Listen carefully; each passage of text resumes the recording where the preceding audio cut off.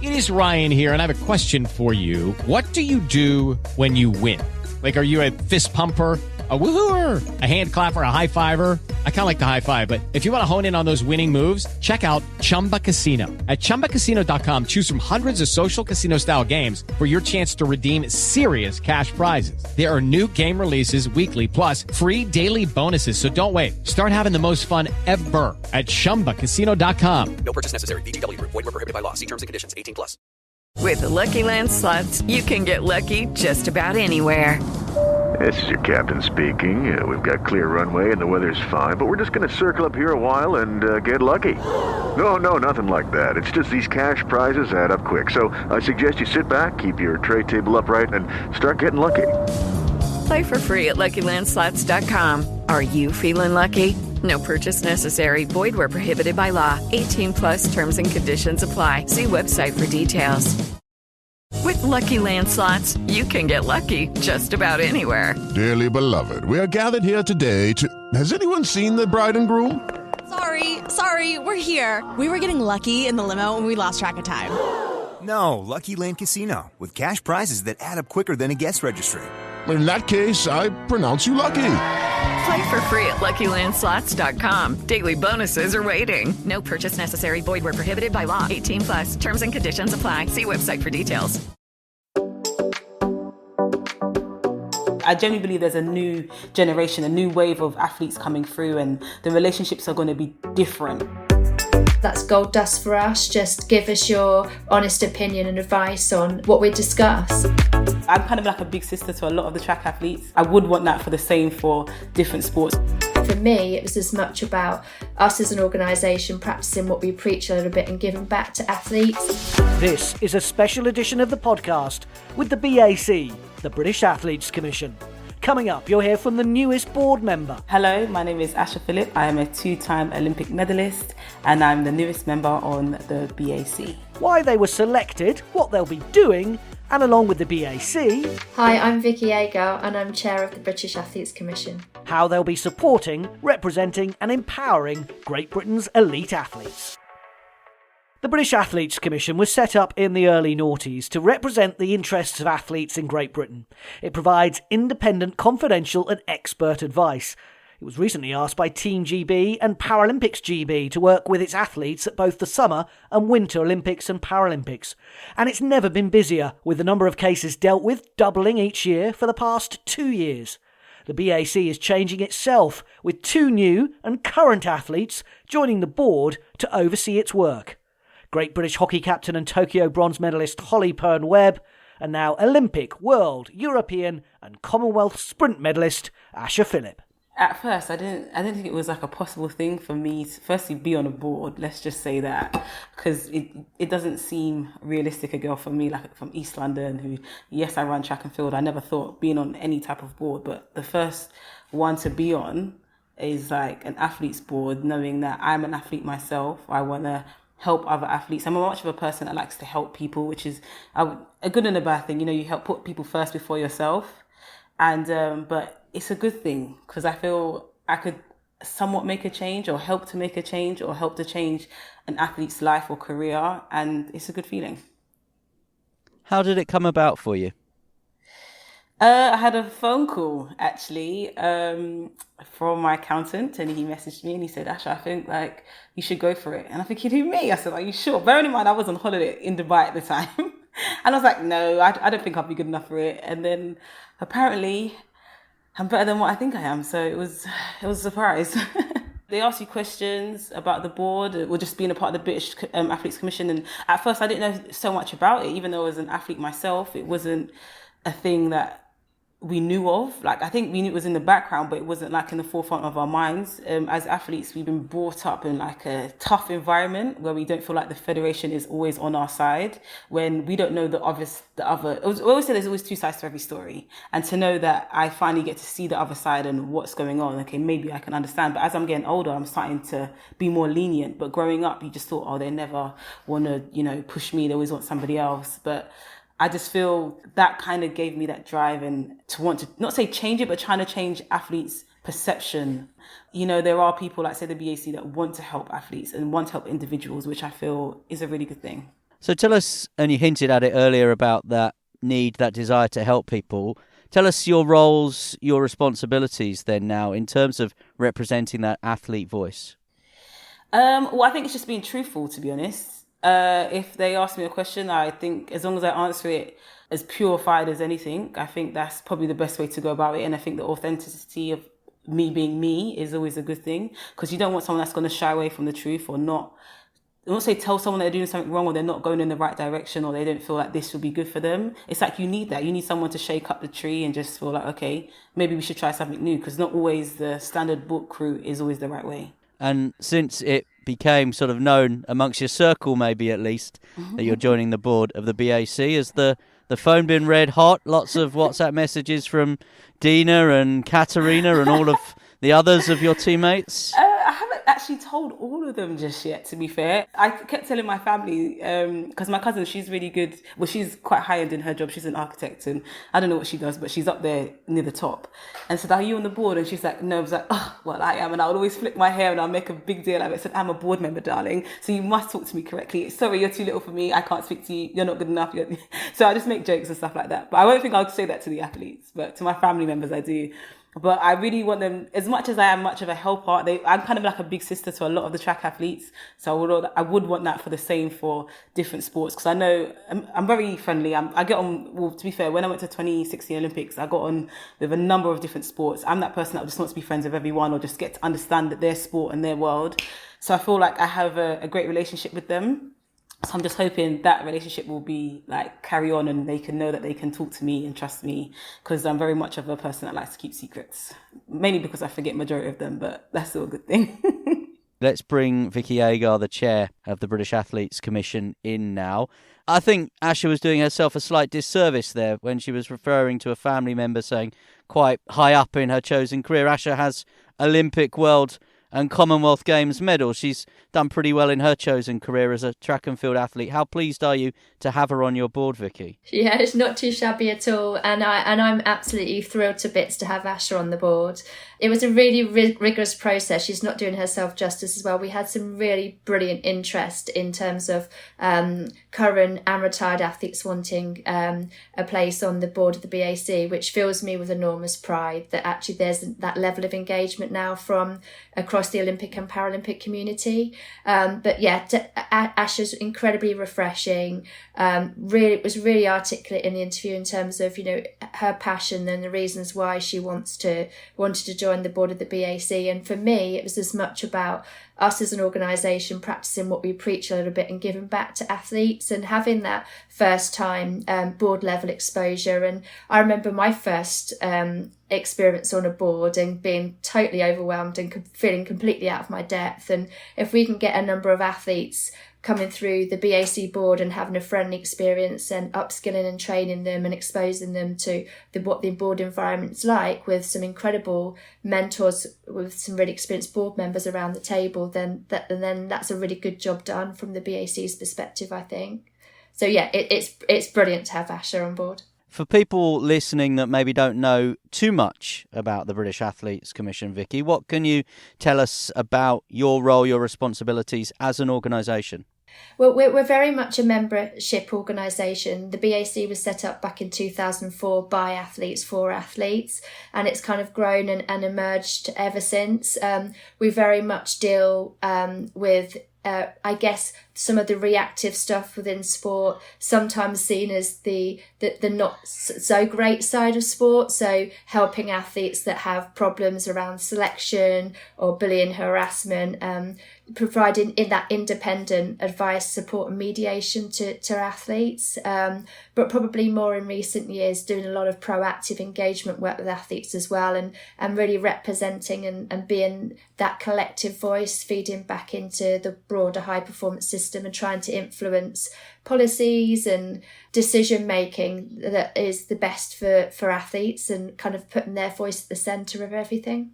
And Asha, Vicki mentioned some of the big issues there that you will now be dealing with as a board member. I mean, selection is huge. It's your livelihood, but you have issues around bullying, safeguarding, sexism. There is a lot to deal with, and those issues have never been, I'm guessing, more important in elite sport than right now. Yeah, it's hot, let's just say. And to be honest, it's good that it's now come to a light. So athletes are standing on their 2 feet and standing up for themselves, because a lot of athletes wouldn't do it. And it always just takes that one person to just say, this happened to me, or I'm going through this. And it makes a massive change. And then you just see a wave of new people just standing up and saying the same things. And that's what we feel like we need. We just need that one person to just speak up. It's never nice to hear the stories, what people go through, but yeah, you want to expose them. So it's okay to talk about things. We don't want to shy away. With sport, I always tell people it's 80% mental and 20% physical, and trying to deal with all the stuff surrounding you going to training and your coaches and your therapy staff. There's a lot going on, and you just want to be able to minimize as much stress as possible for athletes. And have you seen in your career to date examples of behaviours that you thought we should act upon that, and now in your role you think, I hope someone comes to me and tells me what's going on?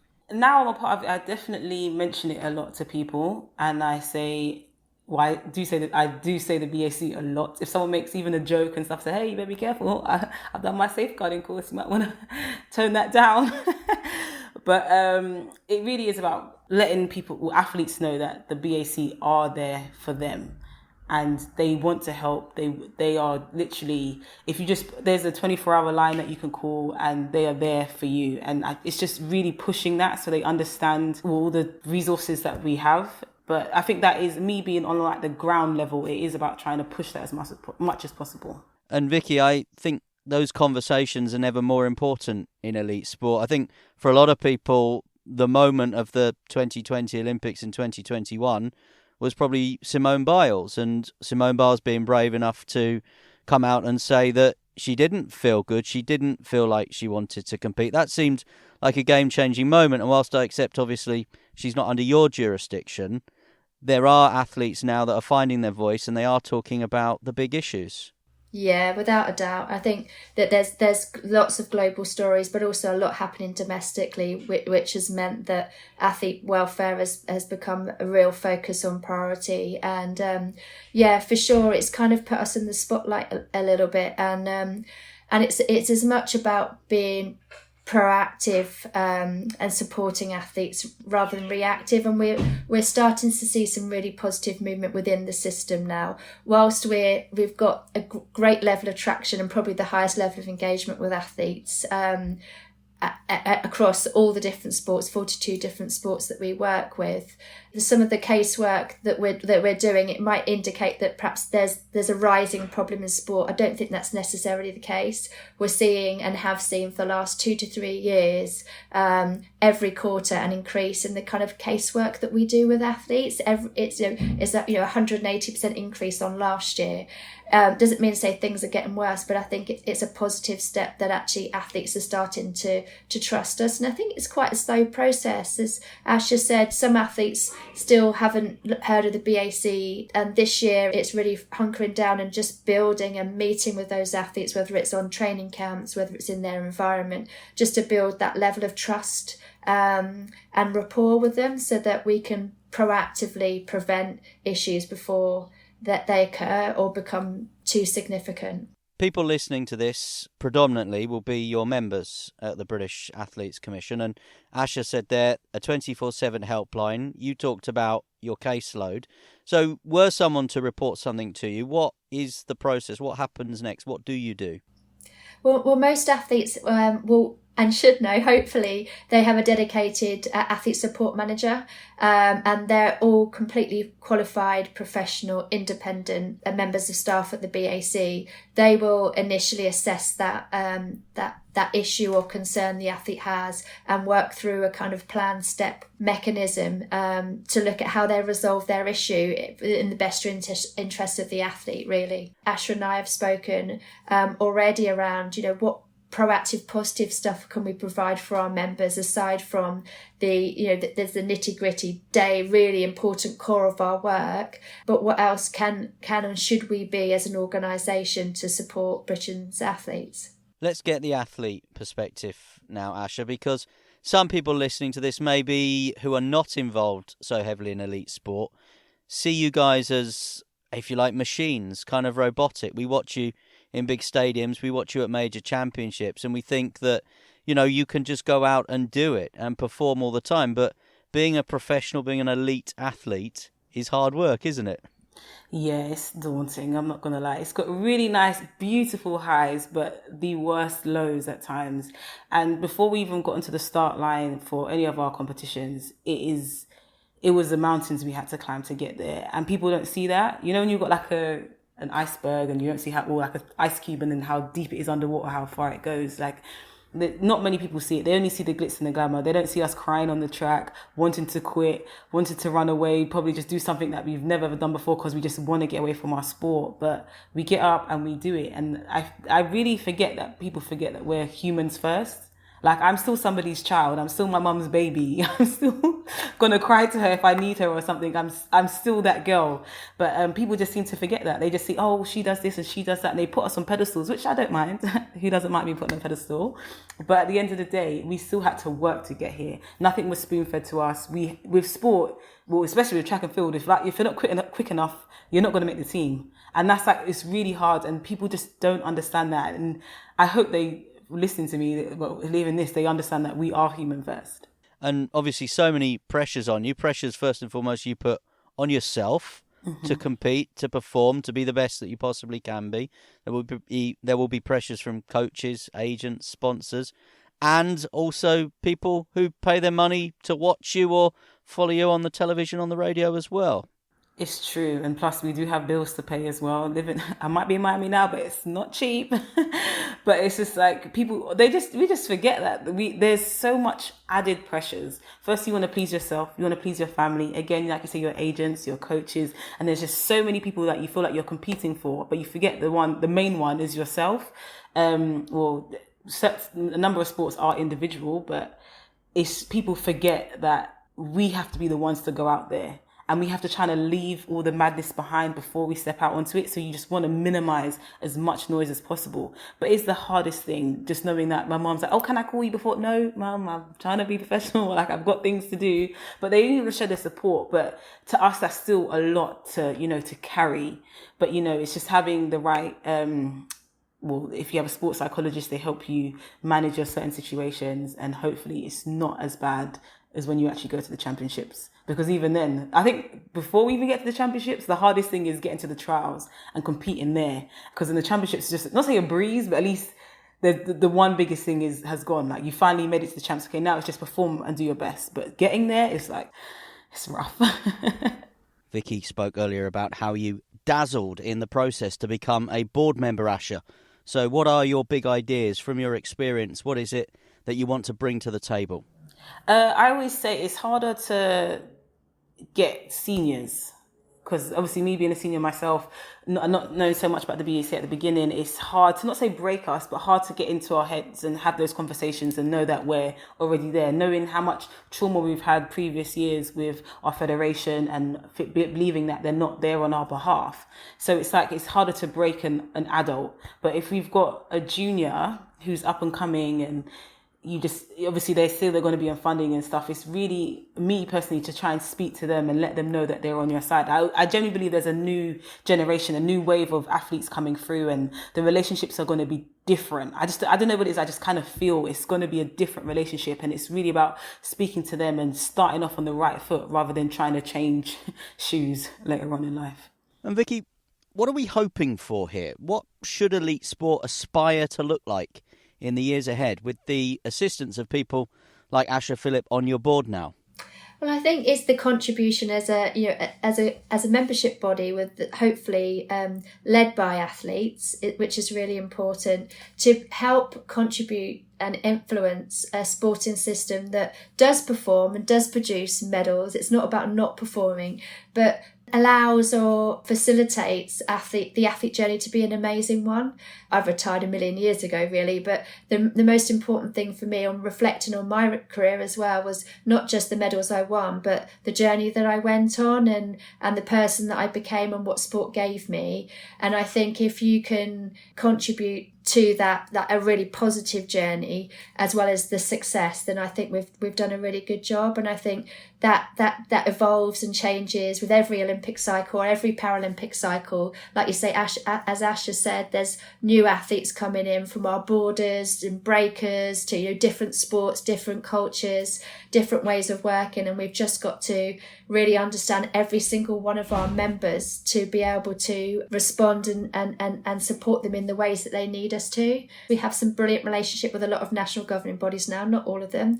A healthy working relationship with UK sport. Dame Catherine Granger is a really good advocate and really great supporter of the BAC. I think that's evolved over the last 4 years, and I think we've become a much more trusted and respected organisation, and as such have the ability to influence quite strongly, actually. And Asha, in terms of the organisation you represent, British Athletics, we know it's tough times at the minute. The chief executive and other senior staff members have departed.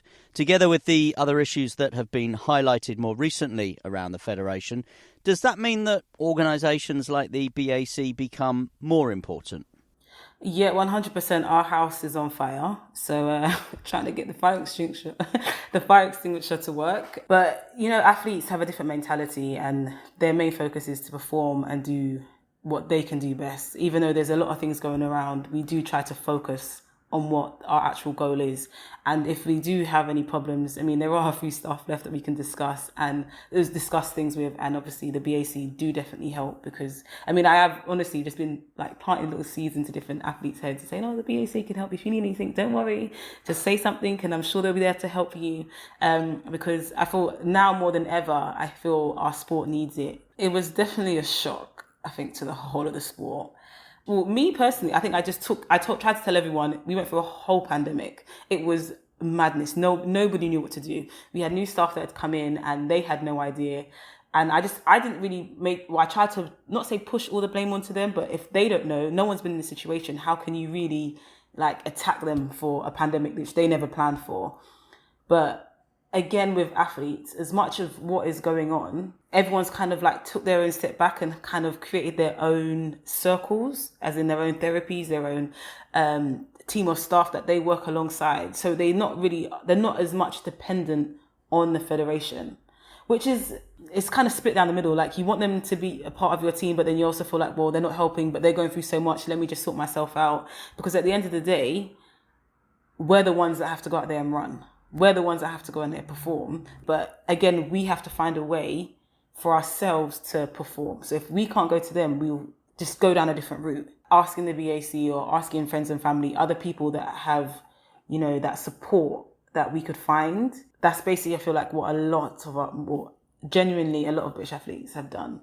Just found their own support network to try and progress, because how can we go to an office when there's no one there anymore? So it's kind of, it is a mess, but... I completely agree with what Asha says, and I think part of it is an athlete will by very nature, just be selfish and hone in on what do they need to perform and deliver.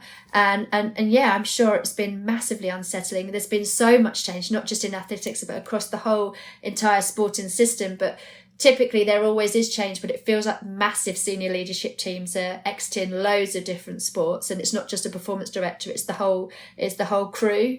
And I think the most unsettling thing we're seeing for athletes is, am I going to be funded?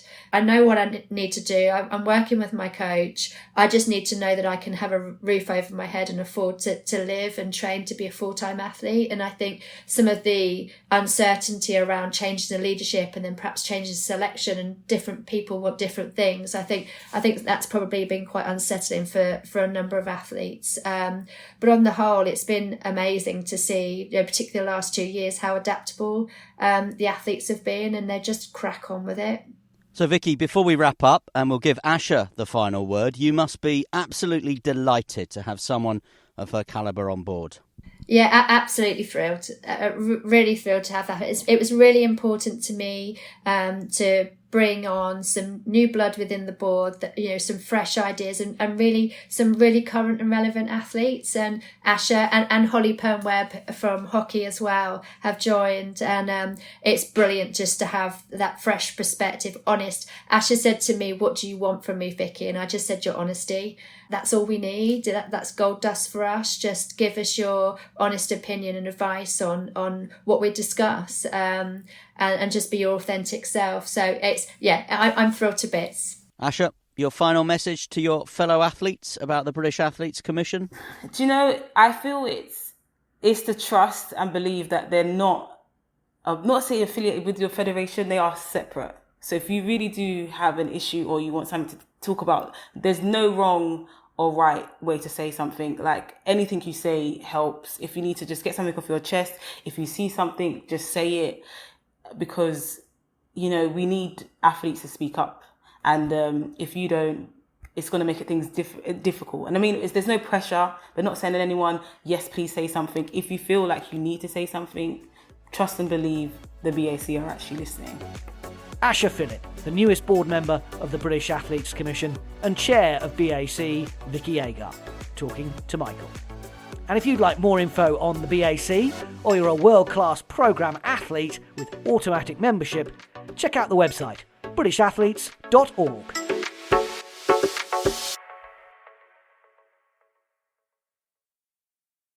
Sports Social Podcast Network. Without the ones like you, who work tirelessly to keep things running, everything would suddenly stop. Hospitals, factories, schools, and power plants, they all depend on you. No matter the weather, emergency, or time of day, you're the ones who get it done. At Grainger, we're here for you with professional-grade industrial supplies. Count on real-time product availability and fast delivery. Call, click Grainger.com, or just stop by. Grainger, for the ones who get it done.